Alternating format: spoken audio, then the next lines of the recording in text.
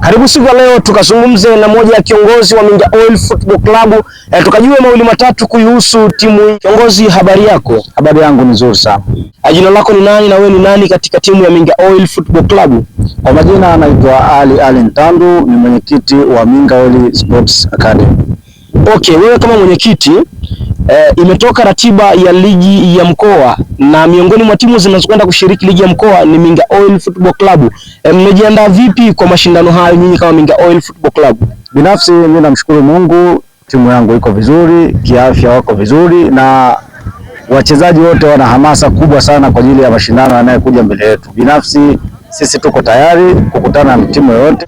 Niwaombe tu mashabiki waje kwa wingi uwanjani, na mechi yetu ya kwanza itakuwa mwingi, waje kwa wingi, watutie moyo, wawatie moyo wachezaji ili tuweze kushinda. Lako unaitwa nani captain, na uwanjani unasimama engo ipi wewe?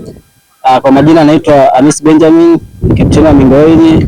Uwanjani nacheza kiungo mshambuliaji. Ni kwamba tunaingia kupata ushindi, kupata matokeo kwa kila mchezo. Kila mechi kwetu itakuwa ni finali, na kikubwa zaidi tunahitaji kuchukua ubingwa. Waahidi nini mashabiki wa Minga Oil Football Club, lakini pia viongozi wenu ambao mmekuwa mkitrain kwa muda mrefu sana kabla ya mashindano kuja?